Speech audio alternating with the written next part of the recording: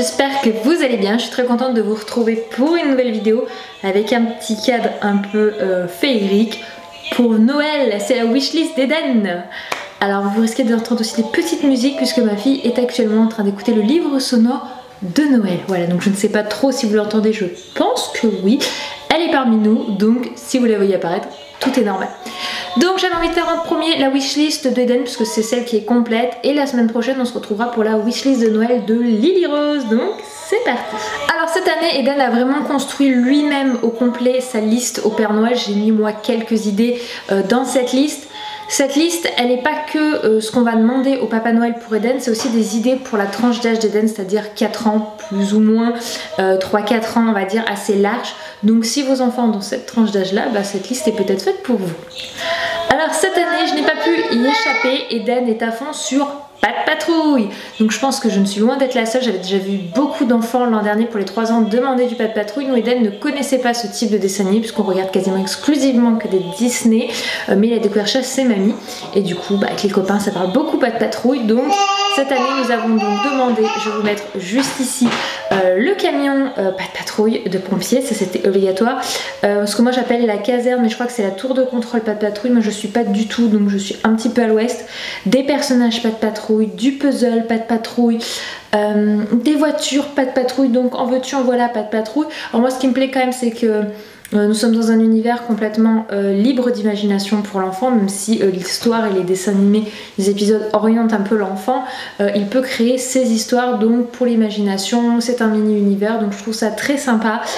C'est des pièces assez solides, donc pour le coup ma Lily Rose, elle peut jouer avec sans que je me retrouve avec une pièce en me disant qu'elle peut l'avaler, donc ça c'est plutôt chouette. J'ai une petite tête blonde qui est apparue.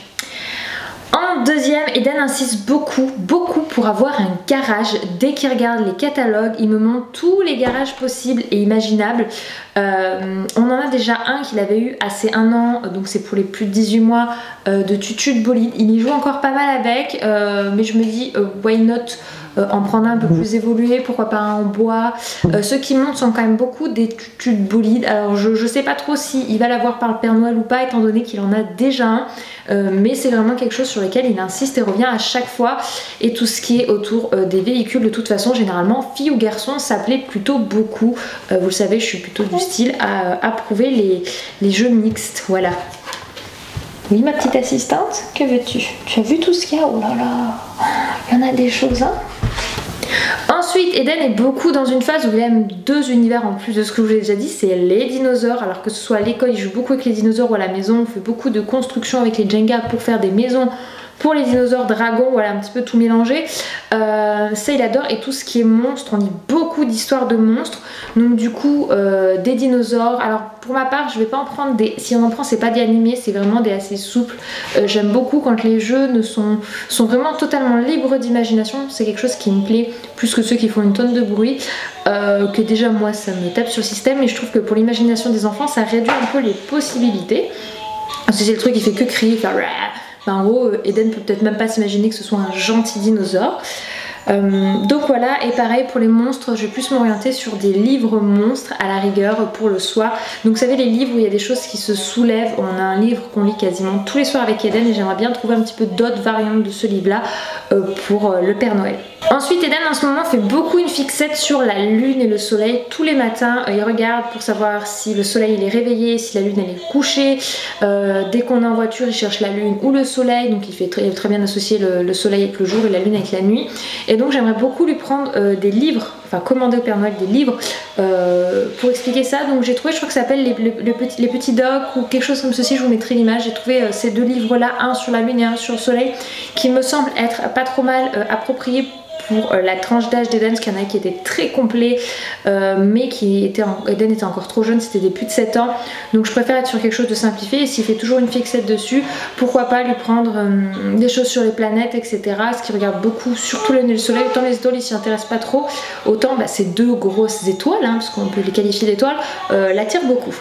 Ensuite, moi je suis une grande fan de jeux de société. Je trouve que c'est important les jeux de société parce que c'est un moment d'interaction et d'échange avec l'enfant. C'est aussi éducatif, éveil, bref c'est un tout en un, c'est un moment de partage surtout et je trouve ça super important. Donc il y a plein de jeux de société qui sont très intéressants. Vous avez des plus de 2 ans et demi, des plus de 3 ans. Nous on en a déjà quelques-uns qu'on avait pris l'an dernier. Je vais vous mettre quelques exemples juste ici et bien sûr j'essaierai de vous mettre toutes les références en barre d'infos comme ça s'il y en a qui vous intéressent, mais je trouve que c'est super intéressant de mettre des jeux de société. Après si vos enfants ont une fixette comme par exemple Eden Pas de Patrouille, il existe des jeux de société Pas de Patrouille, il existe des jeux de société Peppa Pig, des trucs princesse, si vraiment vos enfants sont à fond là-dedans, ça peut être plutôt pas mal. Ensuite, qui est dans sa liste pour le Père Noël mais qu'on pense plus qu'il aura pour son anniversaire puisqu'Eden est du 30 décembre, donc souvent la liste de Noël un petit peu fait pour les deux, c'est un tracteur pour le jardin. Donc Eden aime beaucoup tout ce qui est les outils de chantier aussi, donc tracteur, grue, etc. Et donc un gros tracteur avec les pédales, avec la petite remorque derrière, c'est quelque chose qu'il aimerait bien pour le Noël, donc qui aura peut-être sans doute plus à son anniversaire, mais pour le coup qui rentre dans la liste. Il faut aussi penser aux jeux d'extérieur, c'est pas parce que Noël c'est en plein hiver que on ne peut pas penser à des jeux d'extérieur, parce que de toute façon au vu de la quantité, vous reconnaissez, on a eu beaucoup à le dire en commentaire, de jeux qu'ont les enfants, autant penser aussi à des jeux plein air. Ça peut être le moment des fois de se regrouper à plusieurs pour solliciter le Papa Noël pour quelque chose, type une cabane, une balançoire. Dans notre cas, ça va être vraiment le tracteur, pourquoi pas la grue pour le jardin aussi. Donc c'est des aspects c'est quelque chose qu'Hélène aimerait beaucoup. Le tracteur c'est quelque chose qu'il a listé et je trouve que c'est super sympa. Enfin, la dernière grosse catégorie de jeux, c'est tout ce qui est jeux d'imitation. Par jeu d'imitation, ça peut être une cuisine. Nous, on va avoir celle de App en bois. J'aime beaucoup les cuisines en bois pour tout ce qui est gros jeu. C'est quelque chose qui dure un peu plus dans le temps, je trouve, que le plastique qui s'abîme. Et une cuisine en bois, il me la balade pas parce que, par exemple, j'ai beaucoup repéré des jeux type Lando en bois pour Lily Rose, mais en fait, je me dis que si elle me fonce dans les murs, elle va me tuer les meubles, tuer les murs. Donc, plutôt partir sur quelque chose en plastique qui se plie, qui se range dans un coin en cas de besoin et qui n'abîmera pas tout. Par contre, pour les grosses structures comme maison poupée, etc., cuisine établie, j'aime beaucoup plus l'aspect bois pour sa résistance et puis pour son côté esthétique.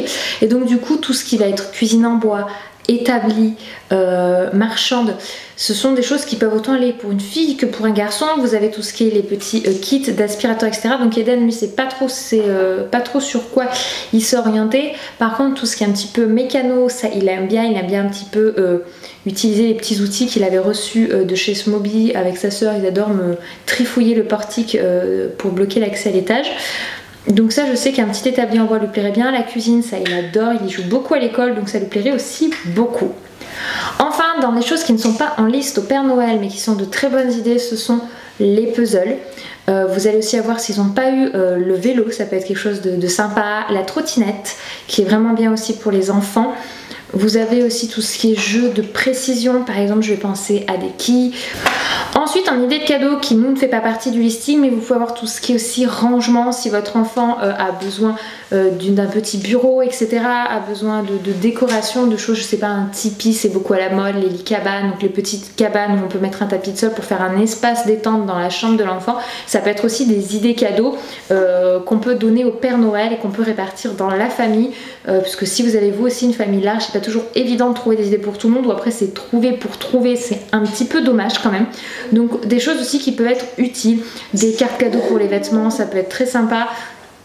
Si l'enfant a quand même des jeux, il peut y avoir une ou deux personnes qui peuvent offrir des choses un peu plus utiles et fonctionnelles dans le quotidien, comme voilà, des vêtements, des meubles, des paires de draps, etc. Ça peut être des choses très utiles pour le quotidien.